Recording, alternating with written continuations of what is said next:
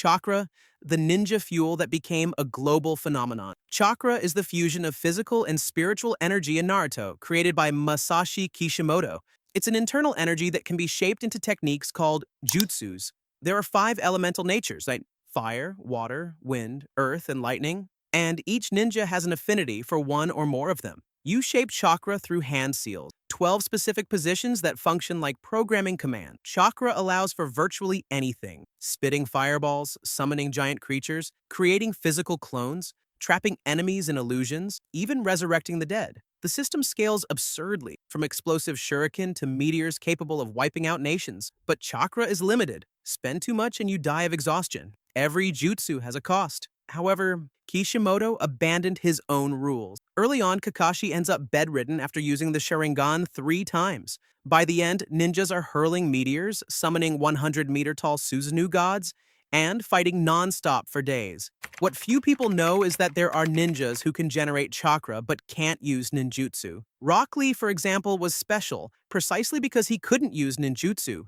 Yet even he later gets magical power-ups and performs absurdly strong taijutsu. The system started off strategic and turned into Dragon Ball Z with kunai. Chakra is both the most iconic and the most inconsistent system. It works best when you don't think too hard about the rules. Speaking of Dragon Ball Z, Kai, the energy that defined generations of fighting anime. Kai is the universal life energy in Dragon Ball created by Akira Toriyama. Every living being possesses Kai: humans, aliens, even planets. You can sense it from a distance, amplify it through training, and fire it as projectile. Transformations multiply Ki. Super Saiyan is 50 times the base level, and Super Saiyan Blue is boosted so much it reaches divine level. The more you train, the greater your reserves become. Kai created the blueprint for every modern shonen fighting series. The Kamehameha is anime's most iconic attack. Goku versus Vegeta defined the very idea of rivalry. The concept of power levels, it's over 9,000, became a global meme. But Kai also established that warriors could destroy planets, move faster than light, and be resurrected with the Dragon Balls. It's the most imitated power system in anime history. However, Toriyama eventually abandoned his own system. Power levels were introduced by the Saiyans, then discarded because they limited creativity. Transformations multiplied endlessly: Super Saiyan 1, 2, 3, God, Blue, Ultra Instinct, Beast. Each new saga needed a fresh hair color to sell toys. Eventually, Kai became nothing more than, how strong are you right now? A system without real rules. Kai is the grandfather of all power systems. Simple, straightforward, infinitely scalable, and completely consequence-free, from the classic template to its evolved version. Haki, the power of will that balanced One Piece. Haki is the manifestation of spiritual strength in One Piece, introduced by Eiichiro Oda after 500 chapters of the manga. There are 3 types: observation Haki, to foresee movements; armament Haki, to harden the body and touch Akuma no Mi users; and Conqueror's Haki, to intimidate the weak and, at advanced levels, code attacks.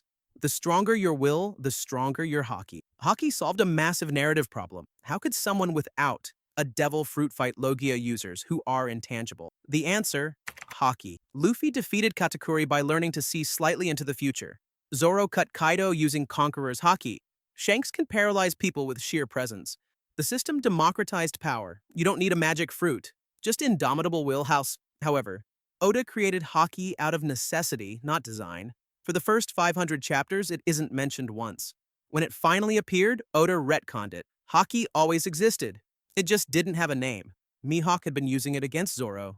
Shanks used it on the sea monster. Crocodile was supposed to be immune to physical attacks. Yet Luffy beat him with blood and water, not Haki. Haki is a narrative patch that became a cornerstone of the system. It works because Oda made you believe it had always been there. Don't abandon ship just yet. We still have more One Piece to talk about. Akuma no Mi, magical fruits that grant power at the cost of swimming. Devil fruits are mystical fruits in One Piece that grant supernatural abilities at the cost of losing the ability to swim. There are 3 categories: Paramecia, body-based or reality-bending powers like rubber or earthquakes; Zoan, transformation into animals, real or mythical; and Logia, becoming a natural element like fire or smoke. Only one person can possess each fruit. Or can they teach? When a user dies, their fruit reappears somewhere in the world. One of the biggest unsolved mysteries is how Marshall D. Teach managed to steal Edward Newgate's fruit, our beloved Whitebeard's, during the Paramount War at Marineford. There are many theories about his unique body composition. that might let him both steal and use more than one fruit. But Oda-sensei has never fully explained it. Devil fruits create delicious strategic asymmetry. Luffy's rubber body makes him immune to electricity but weak to cutting attacks. Enel controlled lightning and seemingly unbeatable, but lost to Luffy because rubber insulates electricity. Crocodile's sand body made him intangible until Luffy used water and blood to solidify him. It's not about brute strength, it's about matchups. Whitebeard had the Quake fruit. He could literally destroy the world, but Oda retconned the most important fruit in the series. For 1,000 chapters, Luffy's Gomu Gomu no Mi was just a simple rubber fruit. Then Oda revealed it was actually the Hito Hito no Mi, Model Nika, the mythical fruit of the sun god. Luffy had been the chosen one all along, and we never knew. Fans still debate whether that twist ruined or elevated the story. Devil fruits are a genetic lottery. You might gain control over gravity, turn into a jacket. Life isn't fair. From random fruits to spiritual power. Reiatsu, spiritual pressure that crushes enemies with sheer presence. Reiatsu is the spiritual energy in Bleach, created by Tight Kubo. All beings possess Reiatsu, but Soul Reapers and Hollows can concentrate it to deadly levels. It's measured in tiers. Captains have Reiatsu so dense that ordinary people faint just by being near them. You channel Reiatsu through your Zanpakuto, a spiritual sword with 2 released forms, Shikai and Bankai. Each Zanpakuto has a unique ability tied to its wielder's soul. Reiatsu defines absolute hierarchy. If your Reiatsu is too weak, you can't even wound your opponent. Ichigo cut Kenpachi, who didn't even know his sword's name, because his Reiatsu was raw and instinctive. Aizen defeated multiple captains without drawing his blade, relying solely on spiritual pressure. Yamamoto's Reiatsu was so dense that his Bankai heated all of Soul Society, but Kubo created a problem: uncontrollable power creep. Aizen fused with the Hogyoku and became semi-immortal. Yuwatch could rewrite the future. Ichigo ended up with 4 different power sources: Soul Reaper, Hollow, Quincy, and Fullbring. By the end, battles weren't about strategy. They were about who had more Reiatsu. The system turned into Dragon Ball. Whoever shouted the loudest won. Reiatsu is quantified intimidation. It works when the hierarchy is respected and collapses when everyone becomes a god, from spiritual gods to atomic destruction. Spiral power, willpower that defies physics and shatters universe. Spiral power is the evolutionary energy in Gurren Lagann, generated by the double helix of DNA. Every being with spiral DNA, humans, animals, can produce spiral power through sheer determination. It literally runs on will. The more you believe, the stronger you become. Simon started drilling tunnels underground and ended up piloting a mecha the size of galaxies, hurling big bangs as projectiles. Spiral power scales infinitely because it has no ceiling. Lagann became Gurren Lagann, 50 meters, which became Choginga Gurren Lagann, 10 million light years. The final battle took place across multiverses. Spiral power can also resurrect the dead, pierce dimensions, and rewrite probability. The anti-spirals feared it so much they sealed away spiral races to prevent universal collapse. But spiral power is deliberately absurd. It's a statement of values, not a logical system. Gainax created Gurren Lagann as a celebration of classic shonen, power through grit, not strategy. Simon wins because he refuses to give up, literally. The universe rewards protagonism. It's the polar opposite of Hunter x Hunter, pure emotion, zero logic. Spiral power is concentrated testosterone. The rules are simple: believe in yourself and pierce the heavens. Too overpowered, right? And speaking of Hunter x Hunter, Nen, the most complex power system ever created in anime. Nen is the manipulation of life energy in Hunter x Hunter, created by Yoshihiro Togashi. It's based on 6 categories: enhancers, transmuters, conjurers, emitters, manipulators, and specialists, and each user is born with a natural affinity for one of them. The system demands rigorous training. You must open your aura nodes, master the 4 basic principles, Ten, Zetsu, Ren, Hatsu, and then develop your own unique ability. Nen allows for completely unique powers. Kurapika creates chains that can seal abilities. Killua transforms his aura into electricity. Kanav builds portable dimensions. The system is so well designed that fans can invent their own Nen abilities simply by following its internal logic. It's also deeply strategic. Knowing your opponent's category gives you a tactical edge, but Nen comes with a literal price. The more restrictions you impose on your ability, the stronger it becomes. Kurapika can only use his chains against the Phantom Troop. If he uses them on anyone else, he dies. Gon sacrificed all his future potential to defeat Neferpitou. The system punishes greed and rewards resolve. Nen is what happens when a mangaka treats power as science rather than spectacle, complex, fair, and merciless. It also allows for displays of overwhelming strength from characters who look harmless, like Biscuit. She may act cute and dainty, but she's one of the most powerful Nen users in the entire series. If Nen is chess, our next system is pure alchemy. Alchemy, the science of reconstructing matter with bare hands. Alchemy in Full Metal Alchemist is founded on the principle of equivalent exchange. To obtain something, you must sacrifice something of equal value. Alchemists draw transmutation circles, place their hands upon them, and restructure matter at the molecular level. Edward Elric forges blades of steel. Roy Mustang controls fire. Alex Armstrong sculpts stone. The system is scientific, not magical. Alchemy shapes the politics and technology of the entire world. Amestris employs state alchemists as living weapons. The search for the Philosopher's Stone, which bypasses equivalent exchange, drives the entire story. Alchemists can reconstruct organs, forge weapons, and demolish buildings. But the rule is absolute. You cannot create matter from nothing, and you can never, ever resurrect the dead. Edward and Alphonse broke that rule. They tried to bring their mother back using human transmutation. Edward lost a leg and an arm. Alphonse lost his entire body, his soul bound to a suit of armor. The system punishes arrogance with surgical precision. You can rebuild the world, but you cannot cheat death. Alchemy is power with built-in accountability. Every gain has a visible, permanent, painful cost. From science to something more spiritual, pure energy channeled through the body. Cursed energy, negative emotions turned into lethal power. Cursed energy is generated from humanity's negative emotions in Jujutsu Kaisen, created by Gege Akutami. Fear, hatred, sorrow, all become fuel for curses and sorcerers. Jujutsu sorcerers manipulate this energy through cursed techniques, innate abilities unique to each individual. Gojo wields infinity, infinite space. Sukuna commands cleave and dismantle, adaptive slashes.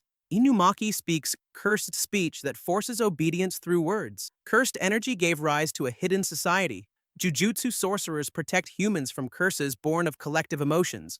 Shibuya alone spawned thousands of curses in a single night.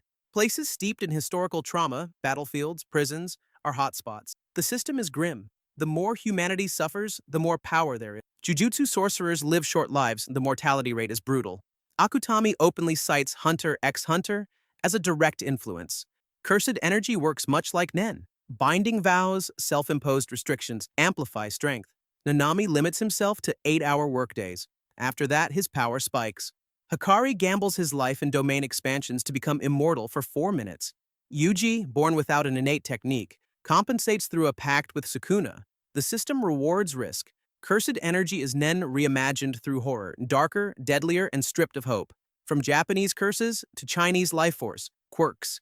Genetic superpowers in a world where 80% of the population has abilities. Quirks are genetic mutations in My Hero Academia, created by Kohei Horikoshi.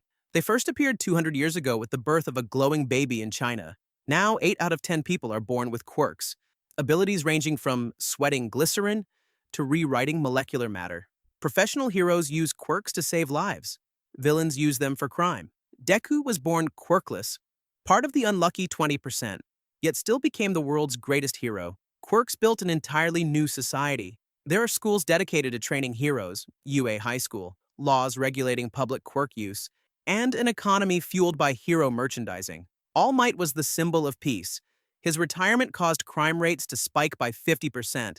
Quirks determine social status. Powerful abilities mean privilege, while weak or mutant quirks often lead to discrimination. However, Horikoshi took the wrong lesson from Naruto. Deku inherited One for All, a quirk that accumulates power across generations. Now he wields 7 different quirks, can fly, use black energy tendrils, and access gear shift. He became exactly what Naruto became, a chosen one in a story meant to celebrate underdogs. Honestly, Mirio should have been the protagonist. Quirks are genetic mutations that function like comic book superpowers. Basically X-Men, but Japanese. The next one uses a mixture of unknown extraterrestrial power with history. Titan powers, transformation into monsters bearing 2,000 years of memory. Titan powers and Attack on Titan are abilities passed down through the 9 original Titans, created by Emir Fritz over 2,000 years ago. The Founding Titan controls all Eldians and Titans. The Attack Titan can see memories from the future. The armored titan has hardened skin. The colossal titan stands 60 meters tall and releases a nuclear-scale explosion. The Warhammer Titan forges weapons from crystal. Each titan is inherited from one host to another. When a wielder dies, the power transfers to a random Eldian baby. Every inheritor's lifespan is limited to just 13 years. Titan powers defined 2 millennia of genocide. The Eldian Empire used titans to dominate the world. Marley turned them into living weapons of war. Aaron wielded the founding titan to trigger the rumbling, wiping out 80% of humanity beneath the feet of countless colossal titans. The power is so catastrophic that fear of it fueled generations of racism and oppression against Eldians. It is essentially a biological weapon of mass destruction. But Isayama built an unsolvable time paradox. The attack titan can see the future's memories, meaning Aaron always knew the rumbling would occur. He manipulated Grisha, who in turn was influenced by Kruger, a cycle of control spanning generations. Did Aaron have no choice, or total choice? The system creates determinism while the story preaches free will, a contradiction left unresolved. Titan powers are a biological curse, granting absolute power for 13 years before killing you. No one truly wins. And finally, something completely different. Breathing styles, sword techniques, that create the illusion of element. Breathing styles in Demon Slayer are combat techniques developed by Demon Slayers over centuries. By controlling their breathing, users temporarily boost physical strength and speed, allowing them to fight demons on near equal footing. The 5 original styles, water, flame, wind, stone, and thunder, gave rise to countless derivatives. Tanjiro begins with water breathing, 11 flowing forms, and later learns sun breathing.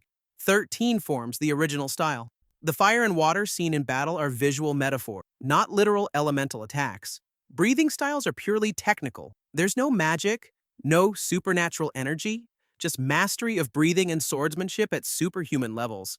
That's what keeps the stakes real. One mistake means death. Rengoku died fighting Akaza.